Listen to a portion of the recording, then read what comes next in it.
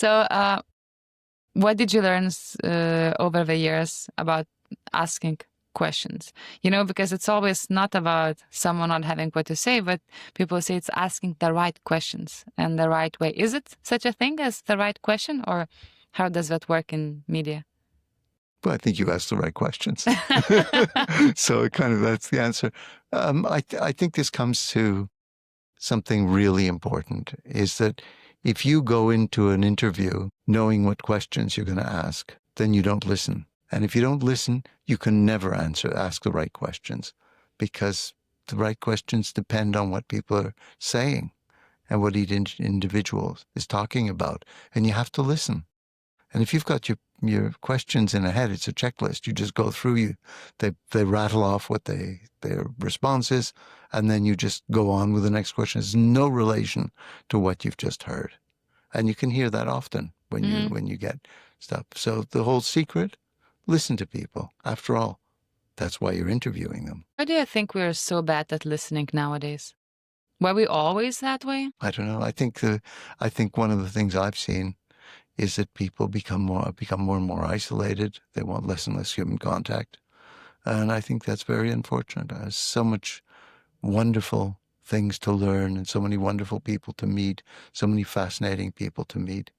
And, everybody is an expert on something. Mm-hmm. They're very knowledgeable about something they care about. And that goes from anybody from the head of state to head of corporates to the person that sweeps the floors and drives a bus and does the garbage collection. It's amazing when you talk to people and you start to listen, how rich you discover they are in their lives often, and what wonderful stories they have to tell and what expertise they can bring. Mm-hmm. Well, in real life, it's not everything butterflies and beauty. And I find that nowadays the pace we are going through destroys a bit the humanity and our social skills. How do you approach difficult situations and maybe more difficult conversations with people who are more closed and perhaps a bit angry with this world? Well, there's a lot to be angry about Yeah. in life. There's more defeats usually and more failures than successes. And the only option we have is whether to fight for better or just to accept and do nothing. I believe, like many, that you have to fight for the things you care about. And I think that the path forward is truth and focusing on empathy with people. This doesn't make me naive. I'm very realistic about the world.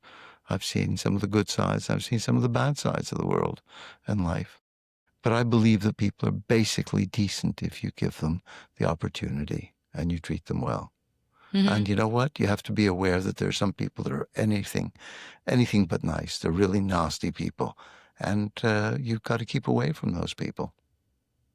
Run away from them as quickly as possible. I knew a guy once, he wasn't the nicest guy, but he did have sometimes very interesting observations. And one of the things he said to me was, life is very simple. It divides up into two kinds of people.